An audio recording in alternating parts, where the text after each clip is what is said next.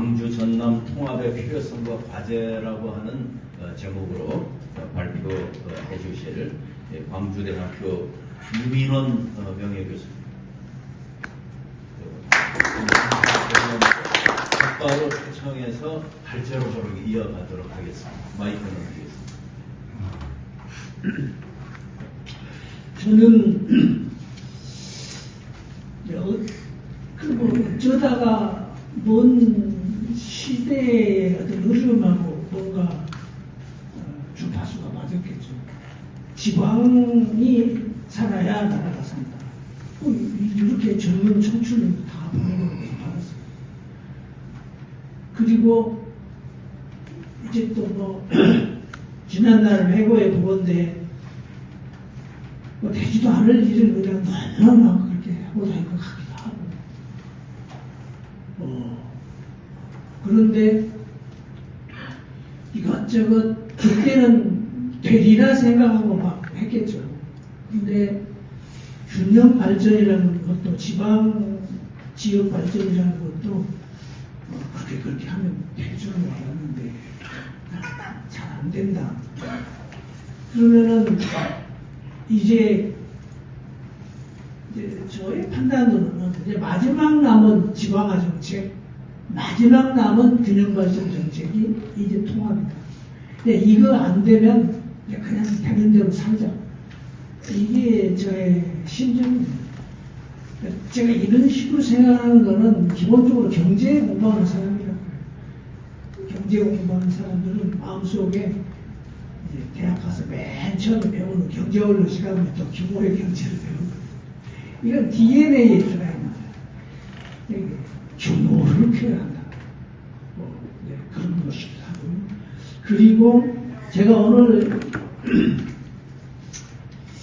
말씀드리는 거는 그동안에 우리가 저도 그렇지 않아요. 균형 발전 무조건 필요하다고 그랬어요.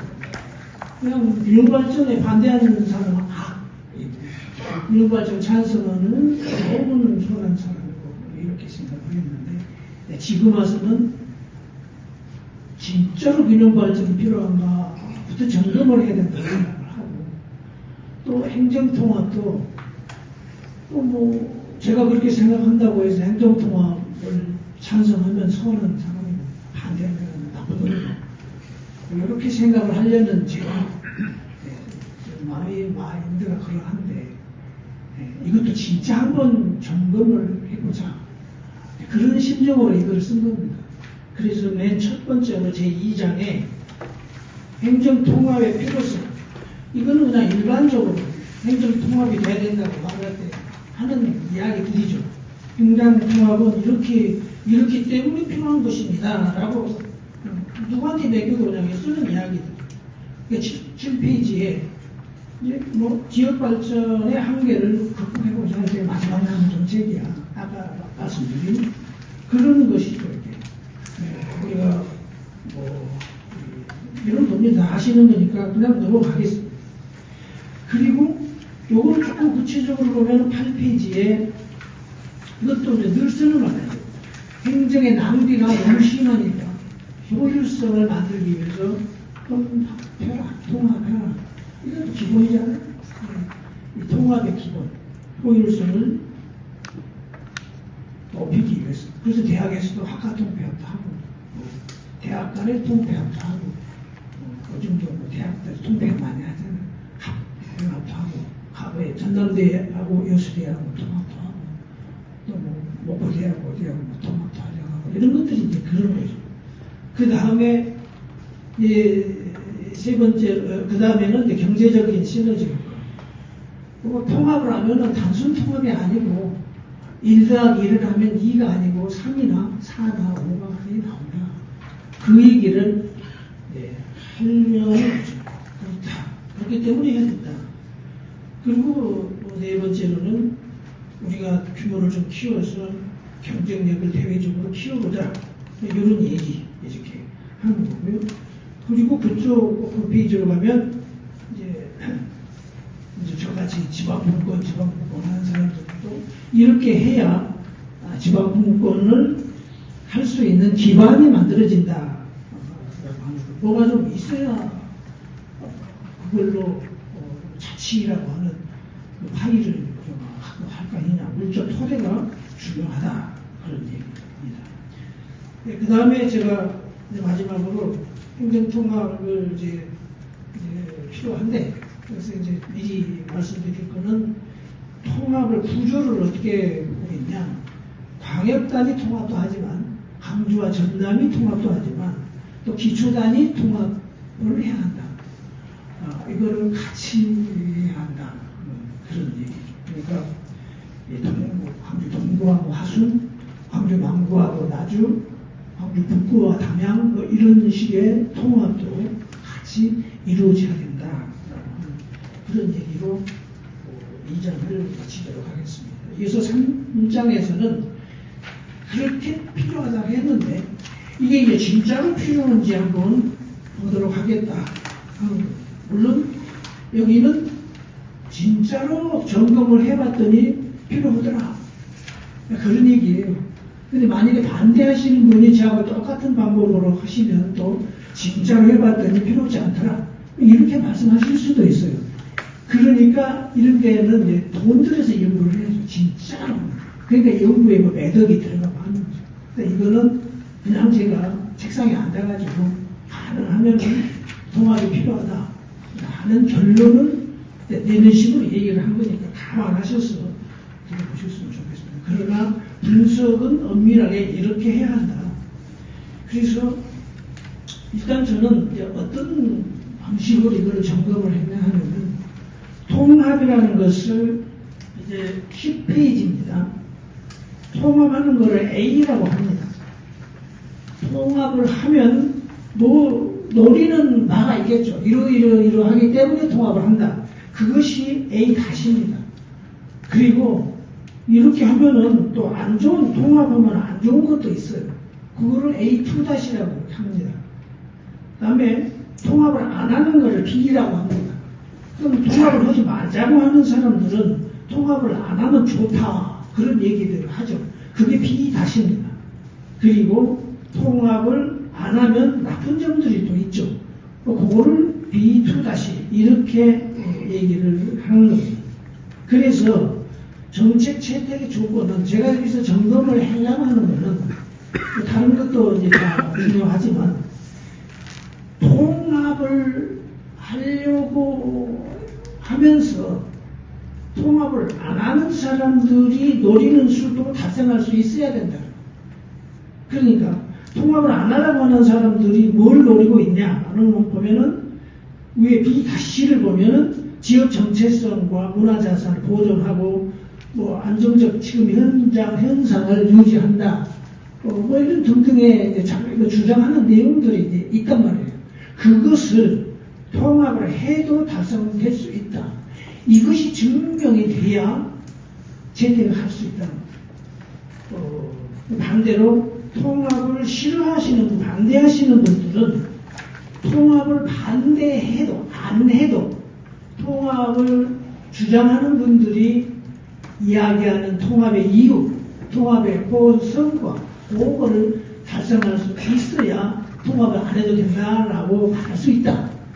그럼 진짜로 그런가를 제가 여기서 본 겁니다. 그러면 이제 그 10페이지에 3의 3 요거는 이제 다 되니까 A는 시간이 많이 가니까 통합 가다 이렇게 보면은 통합을 통해서 그냥 하지 말자라고 하는 사람들이 주장하는 것을 달성할 수 있는가만 보겠습니다. 여러 가지 것을. 11페이지입니다. 통합을 안 해가지고 통합 안 하는 것의 결과도 얻을 수가 있는지 한번 봐보도록 하겠습니다. 자, 통합을 안 하고서, 통합을 하고서도 지역의 정체성이나 이런 여러 가지 문화 자산을 보존할 수 있느냐, 이거에 대한 방법이 여러 가지 있다 그 말이죠. 뭐 아주 쉽게는 통합을 감추셨나 이렇게 이름을 이렇게 대고 또 구라고 다 이거는 계속 무시시켜주면 되니까 지역의 정체성을 훼손할 수는 없는 것이다 라고 하는 것이고, 또 그분들이 그렇게 걱정하는 주민의 자율성 너무 커지면 주민 자율성이 해체되는 거 아니냐라고 하는 것에 대해서 시구나 이런 그 군의 주민자치 등등의 조직들의 활성화를 위해서 노력을 하면 되는 거 아니냐 등등의 얘기 말씀을 드렸습니다. 그리고 이제 통합을 안 하면 안 좋은 얘기만 말씀드리고 그 다음으로 가도록 하겠습니다. 만약에 통합하고 11조 밑에 비통합의 관점에서 통합을 안 해가지고 통합을 통해서 얻으려고 하는 긍정적 결과를 얻을 수 있나? 근데 결론은 못 얻는다. 한번 보도록 하겠습니다. 통합을 안 해가지고 통합하는 분들이 주장하는 광역 경쟁력, 규모의 경제 통합 안 해가지고 할 수 있겠냐? 그건 근본적으로 불가능한 것이죠. 그러면 이제 거기에 무슨 협의체를 만들어서 하면 된다고 하는데 협의체로 해보는 것은 이미 다 실패했어요. 강력한 단위의 법적 결합이 아니면 느슨한 현대 협의체는 하나의 규경제 단위를 행정 단위를 만들 수 없다는 것이 저는 증명됐다. 그 다음에 행정 효율화, 균형 발전 이런 거 달성할 수 있느냐? 저는 이거 어렵다고 생각합니다. 불가능합니다. 근데 요거는 증명을 해줘야 돼요. 그러니까 요거는 제가 그냥 선언적으로 어렵다 이렇게 말하는 거죠. 그러니까 진짜로 이걸 해보려면은 이제 컴퓨터를 다 돌리고 해가지고 숫자로 제시를 해줘야 되죠. 그 다음에 이제 이런 것들을 하려면 이런 것들을 연구 과제가 되는 겁니다. 그 다음에 이제 12쪽에 강제행정 통합의 논의 역사인데 앞에 얘기를 다시 한번 아주 간단하게 30초 동안 정리를 하자면 행정통합을 해가지고 행정통합을 반대하는 사람들이 노리는 결과도 만들어낼 수 있다. 반대로 행정통합을 안 해가지고서 행정통합하시는 주장하는 분들이 원하는 결과를 만들어낼 수가 없다. 그러므로 행정통합은 할 수밖에 없다. 이렇게 앞에서 정리를 한 것이고요. 그 다음에 제4장 행정통합 논의의 역사는 제가 여기서 말씀드리지 않겠습니다. 이거는 이제 한번 이번 기회에 아주 자세하게 정리를 하고 싶어서 텍스트처럼 그래서 이 논의를 다시 하는 분들이 이것에 대해서 궁금하실 때 오늘 참조로 하실 수 있도록 그러니까 86년에 분리돼가지고 이 분리부터 기극적인 이야기죠. 그 왜 분리를 해가지고 이렇게 됐냐? 근데 분리할 때는 또 분리만이 살 길이라고 뭐 그렇게 해가지고 있겠죠. 근데 중요한 거는 농담이지만 이게 분리될 때는 제가 강주에 없었다는 거. 제가 강주에 있었으면 분리를 못하게 했을 텐데. 그렇습니다. 역사가 그렇게 됐고요. 그리고 14쪽에 그렇게 역사가 진행이 됐는데 강주 전남의 행정통합의 역사가 그 최근의 행정통합 논의의 역사는 과거하고 다른 한 가지가 있다. 과거의 강주 전남의 행정통합은 통합을 하자라고 황영만 지사가 얘기했다가 도청이 거꾸로 이전될 것 같으니까 전남도에서 통합하자는 소리가 빠지고 이전될 것 같으니까 강주에서 또 통합하자라고 주장을 했다가 진짜로 이전을 해버리니까 강주에서도 통합하자는 이제 얘기들 전남에서 다 들어가고 이렇게 된 건데 지금에 와서 행정통합을 논의는 과거와 어떻게 다르냐? 지금은 지역 발전 차원에서의 논의다. 균형 발전 차원에서의 논의다. 이렇게 정리를 할 수가 있겠습니다. 그리고 이거를 상처를 쓰고 있는데 제 14쪽에 16쪽이네 16페이지에 행정안전부 자문단에서 행정통합 권고안이 발표가 됐어요.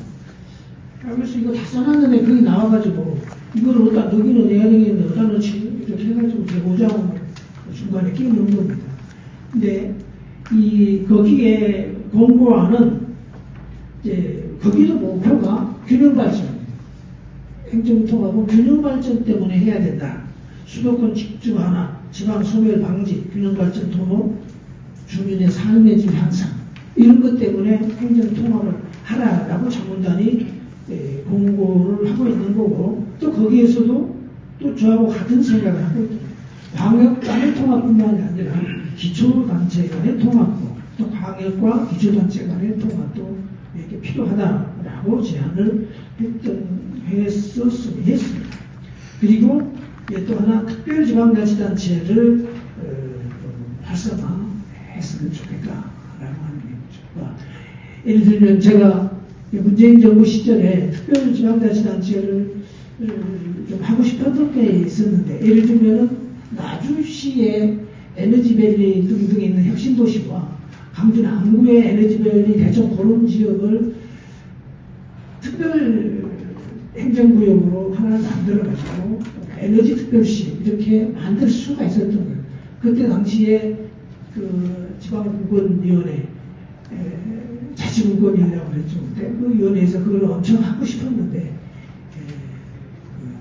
별로 지역에서 동의들을 안 해주셔가지고 그거는 이제 시범적으로 해보지를 못했습니다. 그러니까 이제 이번 행정안전부에서 통폐합 얘기를 하면서 그것도 한번 통폐합의 하나의 모델로 그런 식의 모델도 한번 해봐라라고 얘기를 하고 있었습니다. 그 다음에 17쪽에 이제 행정통합을 어떻게 실현시킬 것이냐에 관한 얘기입니다. 행정통합 실현 방안. 오늘 이걸 하려면 슬로건이 있어야 되는데 뭘 할까? 저는 이제 남북경제권, 요즘 제가 남북경제권에도 관심이 좀 있어서 남북경제권의 중심 강조 전남 특별자치도 이렇게 슬로건을 만들어 갔던 거고요. 그리고 이것의 로드맵을 조금 이제 생각해 보니까 이렇게 2035년까지는 두고 가야 되지 않냐. 되면은 지금 2025년이니까 한 2년간은 좀 노력이 필요하지 않겠냐. 그래서 합의 형성 기관과 법적 기반을 마련하는 것.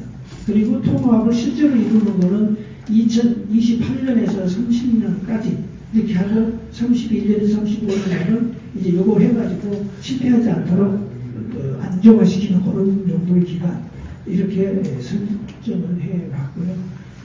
그래서 이런 걸 하기 위해서는 이제 준비가 제대로 돼야 될 것이다. 새로운 연구를 좀 해서 연구 영역을 좀 해서 이번에는 실패가 없도록 할 수 있도록 하자라고 하는 것입니다. 그리고 이구동성으로 말씀하시는 분들이 이 분야에 요거를 하기 위해서는 특별 법이 필요하고 주민들이 참여한 공론화 과정이 필요하고 하다는 얘기입니다. 그건 뭐 제 의견이 아니고 많은 분들이 공통으로 얘기하는 것을 거기다가 보고요. 19페이지에 그렇게 하기 위해서는 체계가 필요하다. 체계 구축이 필요하다. 통합위원회가 필요하다는 거예요. 여기에 시민사회가 아주 깊숙이 개입을 돼 있어야 된다고. 그리고 이제 19조 밑에는 제 7장은 그러면 이제 앞에서 이런저런 효과가 있다. 경제적인 시너지가 있다. 이렇게 말씀을 드렸는데 뭐 어떻게 하길래 그런 시너지가 있단 말이냐. 궁금증이 생길 수 있으니까 앞으로 통합을 해가지고 그러면 강주 전남은 어떤 식으로 발전 전략을 짜가지고 갈 수 있단 말이냐라고 하는 얘기예요. 거기에 이제 앞에 지도는 이제 강주권만 보여주고 그다음에 20조부터 이제 뭐 중요한 거는 이제 산업 생태계가 그거를 통해서 만들어져야 된다. 강주와 전남이 통합된 산업 생태계가 제조업 그리고 의료 그리고 해양 이런 부분들을 제가 좀 강조를 한 것이고 그리고 이 도시나 농촌 이런 지역을 지속 가능하게 만들기 위해서는 여러 가지 교통망 구축이 이렇게 필요하고 농어촌 프로젝트가 필요하고 비어가는 지역에 대한 정원화에 대한 노력이 필요하고 우리 지역의 특징인 문화예술, 관광 이런 것들이 필요하고 교육, 혁신, 인재 양성 그런 정책이 필요하고 환경, 에너지 정책 이런 게 필요하고 국제협력, 글로벌 위상 강화 정책이 필요하다. 이런 예입들을 하려면 이런 일들을 하려면 통합이 돼서 이런 일을 해야 된다. 예를 들자면 제가 앞부분에 얘기를 했던 이거를 뭐 의료, 바이오메디컬, 정밀 의료, 뭐 건강 이런 등도 가야겠다. 이거를 세우려면은 광주와 전남이 통합되지 않으면은 안 돼요. 만일에 의료 쪽 강조를 하면은 전남 지역에서 반대해요. 의료의 메카는 광주인데, 전남제의대, 조선대의대 광주에 있는데, 의료 가지고 어떻게 밥 먹고 살자고, 그럼 광주 이해하자는 거고, 하고 반대다. 그러나, 이게 전남의 건강에 좋은 그런 지역을 의료 문제에 결합되지 않으면 또 못하는 거거든요. 의료 문제가. 그래서 통합이 돼야 된다라고 하는 그런 얘기들을 쓴 거고요. 그리고 22쪽에 제가 이제 전라남도내 기초단체의 통합도 필요하다 했을 때 그게 이제 전라남도내 통합에서 지역발전 방안은 어떻게 세울 거냐? 그러면 이제 여수, 순천, 광양, 목포무안, 신안, 영광, 영암, 한평, 고흥, 보성, 장흥, 강진, 해남안도, 진도, 북선군의 가능성 이런 등등도 통합이 되어야 된다. 그러니까 통합이 돼서 할 수 있는 사업이라는 게 이런 것들이 있다. 그러면 도대체 뭘 가지고 그런 사업을 할 수 있단 말이냐? 그거는 제가 주요 자원으로 제시를 합니다. 주요 자원 제시된 그걸 예를 들면은 여수, 순천, 광양 같으면 여수 국가산단, 순천만 국가정원, 광양 제철소 등등을 가지고 산업관광물류의 삼각발전축을 구축한다. 이런 식이 되는 거죠. 이런 걸 하려면 그 지역도 그렇게 통합되지 않으면 그 기초단체끼리 싸우느라고 뭐니 못한다. 그런 얘기입니다. 그리고 또 군공항 이전 문제 이것도 요즘 무항공항 때문에 뭐 완전히 좀 잠잠해진 얘기입니다만 이것도 통합이 돼야 무슨 얘기를 할 수 있을 것이고 23쪽에 혁신도시 문제도 혁신도시 가지고 광주시하고 전라남도가 보통으로 싸우고 있는 게 아니고 이것도 통합되지 않으면 혁신도시도 발전하기 상생 발전이 힘들다 이런 얘기고 그다음에 제3장 8장에 광주전남 행정통합이 그러면 가능하겠냐 라고 하는 얘기이고 또 가능성을 높이기 위해서는 무슨 사업을 해야 가능성이 높아지겠냐 그런 얘기를 한 겁니다. 그러니까 요거는 제가 통계학적인 분석을 좀 한 건데요. 제가 이거는 학교 교수할 때 통계학 강의를 했어요. 그러니까 제가 배운 거 한번 써보고 싶어가지고 이제 여기다 한 건데 통합의 국내외 행정통합 사례에서 정보를 얻습니다. 여수 여천 통합할 때 여기서 얻는 정보를 청주 청원, 창원 마산 시내 뭐 이런 것 그리고 해외 독일, 덴마크 등등 일본 행정통합 사례에서 어떤 통계에 사용할 수 있는 정보들을 취합을 해가지고 그걸 가지고 그렇다면 우리 광주 전남의 특성을 거기다가 감안해서 통합의 가능성을 어떻게 유출을 해낼 수가 있는 거죠. 그래서 표로 제가 24쪽의 표 사례가 여수, 여천, 청주, 창원, 덴마크, 독일, 일본, 에세이 등도 이렇게 해놨는데 요거를 이제 오른쪽에 가중치 적용 결과 이런 거는 뭐냐면 이런 지역들은 성공 확률이 여러 거였는데 85%, 70%, 60% 이런 거였는데 우리 광주 전남의 특색을 가미하면 여기에 오른쪽에 있는 확률로 조정될 수 있다 이렇게 하는 거고 그 다음에 그 밑에 행정통합 성공의 사전 확률 중앙정부가 주도는 하지 않지만 참여하라 지원하라 처음에는 지원 그러니까 주도가 지원은 좀 다르죠. 그러니까 지원을 있을 경우에는 행정통합 사전 확률이 70% 참여가 없으면 50% 참여가 있을 때 더 맞는다 그런 이야기이고 이걸 가지고 해서 페이지 정리라고 8의 2 사용 가능 페이지 정리를 사용한 성공 가능성 파 요거를 했는데 이제 다른 통합의 성공을 위해서 제가 8회 4에 써놓은 주민 참석률, 기업유치 증가율, 행정비 절감 효과 이런 것들은 그냥 제가 임의로 써놓은 거예요. 다른 것들 이제 연구를 본격적으로 하면은 여기다가 뭘 넣어야 되는지는 이제 또 한참 걸리는 거예요. 그렇지만 이제 뭐 간단하게 얼핏 생각했을 때 이런 거를 넣어가지고 그 확률을 다시 만들면 확률이 높아질 수 있다. 그러니까 주민 참석률을 좀 높이고 기업 유치도 좀 높이고 행정비 절감 효과도 열심히 노력해서 낮추고 이런 등등을 하면은 행정통합의 성공 확률을 높여줄 수 있다. 이렇게 해가지고 최종적으로 제가 생각하기에 25쪽에 정부의 참여가 정부의 지원이 좀 짱짱하게 있을 때 성공 확률을 저는 95%로 계산했다. 정부의 참여가 지원이 어려웠을 때 성공 확률을 74%로 계산했다. 어떻게 그렇게 했냐? 이를테면 좀 위에 연간 1,500억 원 절감이 예상된다. 이거는 우리나라의 다른 지역의 통합 성공한 지역들에서 나오는 보고서들을 결과를 가져다가 우리 지역에 준용을 해가지고 제가 그렇게 연간 1,500억 정도가 절감된다. 이렇게 이제 얘기를 한 겁니다. 이것도 달라지면 결과가 많이 달라지는 거죠. 이거는 하나의 사례로 이렇게 제시를 한 것입니다. 자, 이제 여기까지 해가지고 제가 발표 드릴 말씀을 이제 전부 마쳤습니다. 감사합니다.